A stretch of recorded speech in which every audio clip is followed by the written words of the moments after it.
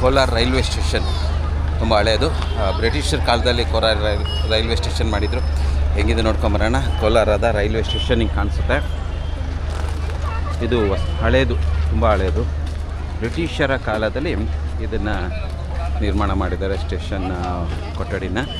ಅಲ್ಲಿ ಆ ಕಡೆ ಹೊಸದಿದೆ, ಹೊಸದು ಆಮೇಲೆ ನೋಡೋಣ. ಫಸ್ಟ್ ಇದನ್ನು ಹಳೇದು ನೋಡ್ಕೊಂಡು ಹೋಗೋಣ, ಯಾರ್ಯಾರು ಮಾಡಿದ್ದಾರೆ, ಇದು ಯಾವಾಗ ಆಗಿದೆ ಅಂತ.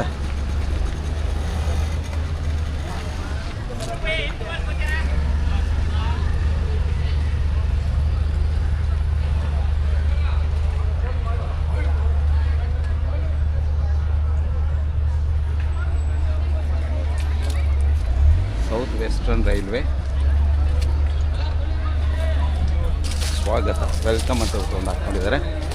ಆಮೇಲೆ ಇದು ತುಂಬ ಹಳೆ ಸ್ಟೇಷನ್. ಇದು ಹಳೆ ಸ್ಟೇಷನ್ ಆದರೆ ಆ ಕಡೆ ಅದು ಹೊಸ ಸ್ಟೇಷನ್ ಇದೆ.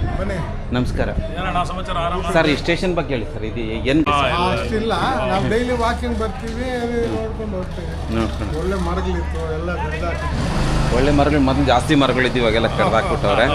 ಅದು ಒಂದು ಬೇಜಾರು ಇದ್ದೇ ಇರುತ್ತೆ. ಆದರೆ ಇದು ಹಳೆ ರೈಲ್ವೆ ನಿಲ್ದಾಣ, ಹೊಸದಾಗಿ ಆ ಕಡೆ ಮಾಡಿದ್ದಾರೆ. ಇದು ಸರ್, ಇದು ಬ್ರಿಟಿಷರ್ ಕಾಲದ ರೈಲ್ವೆ ನಿಲ್ದಾಣ. ಬ್ರಿಟಿಷರ್ ಕಾಲದಲ್ಲಿ ಹಿಂಗೆ ಮಾಡಿದರು, ಹೆಂಚಿಂದು ಹಿಂಗಿದೆ. ಸರಿನಾ? ಇಲ್ಲಿ ಕಿಟಕಿಗಳು, ಈ ರೀತಿ ವೇಳಾಪಟ್ಟಿ ಇದೆಲ್ಲ ಹಾಕ್ಕೊಂಡಿದ್ದಾರೆ. ಇದು ಹಿಂಗೆ ಕಾಣಿಸ್ತಾ ಇದೆಯಲ್ಲ, ಇದು ಹಳೇದಾಯ್ತಲ್ಲ ನೋಡಿ. ಇದು ಮೊದಲಿಗೆ ಇಲ್ಲೇ ಒಳ್ಳೆ ಮರಗಳಿದ್ವಿ ಇವೆಲ್ಲನೂ. ನಿಜವಾಗ್ಲೂ ಇಲ್ಲಿ ಒಳ್ಳೊಳ್ಳೆ ಮರಗಳಿತ್ತು, ದೊಡ್ಡ ದೊಡ್ಡ ಮರಗಳು. ಆ ಮರಗಳನ್ನೆಲ್ಲ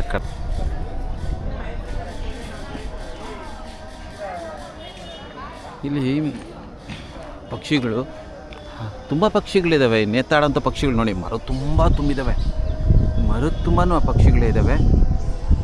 ಈ ನೇತಾಡೋ ಪಕ್ಷಿಗಳಿಲ್ಲೆಲ್ಲ ಇದ್ದಾವೆ. ಏನಂತಾಳೆ, ಬಾವುಲಿಗಳು ಕೇಳಿಸ್ತಾ ಇದೆ.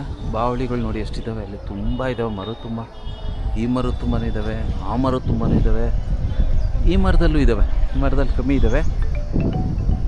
ಇವೆರಡು ಮರಗಳಲ್ಲೂ ಆ ಕಡೆ ಎಲ್ಲ ಮರಗಳಲ್ಲೂ ಬಾವಳಿಗಳು ತುಂಬ ಇದ್ದಾವೆ ನೋಡಿ. ಸೌಂಡ್ ಕೇಳಿಸ್ತಾ ಇದೆ ನಿಮಗೆ. ಇಲ್ಲಿ ನೇತಾಡ್ತಾ ಇದ್ದಾವೆ ಇವೆಲ್ಲ ನೋಡಿ, ಹಿಂಗೆ ತುಂಬ ಬಾವಳಿಗಳಿದ್ದಾವೆ. ಇದು ಕೋಲಾರ ರೈಲ್ವೆ ಸ್ಟೇಷನ್, ಓಕೆನಾ. ಮರಗಳು ಜಾಸ್ತಿ ಇದ್ವಂತೆ, ದೊಡ್ಡ ದೊಡ್ಡ ಮರಗಳಿತ್ತು, ಅದನ್ನೆಲ್ಲ ಕಡ್ದು ಬಿಟ್ಟಿದ್ದಾರೆ ಈಗ. ಅದು ಒಂದು ಕೊರತೆ ಜನಗಳಿಗಿದೆ. ದೊಡ್ಡ ನೋಡಿ, ಅಲ್ಲಿ ಪಕ್ಷಿಗಳು, ಬಾವಲಿಗಳು ತುಂಬ ಇದ್ದಾವೆ. ಗಿಡದ ತುಂಬ ಬಾವಲಿಗಳು ನೇತಾಡ್ತಾ ಇದ್ದಾವೆ. ಕೋಲಾರ ರೈಲ್ವೆ ನಿಲ್ದಾಣವಿದು.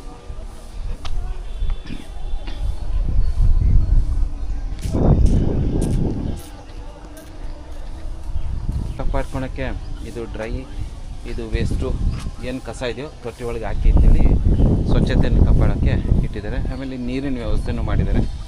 ಇಲ್ಲೊಂದಷ್ಟು ಡಸ್ಟ್ಬಿನ್ಗಳು ಇಟ್ಟಿದ್ದಾರೆ ಕ್ಲೀನಾಗಿರಲಿ ಅಂತ. ಆಮೇಲೆ ಕುತ್ಕೊಳ್ಳೋಕ್ಕೂ ವ್ಯವಸ್ಥೆ ಇದೆ. ಇಲ್ಲಿ ನಿಮಗೆ ಸೀತಾಫಲ ಹಣ್ಣುಗಳು ಸಹ ಸಿಗ್ತವೆ. ಕಾಯಿ ಚೆನ್ನಾಗಿದೆ, ತುಂಬ ಕಾಯಿ ಇದೆ ಸೀತಾಫಲದ ಕಾಯಿಗಳು.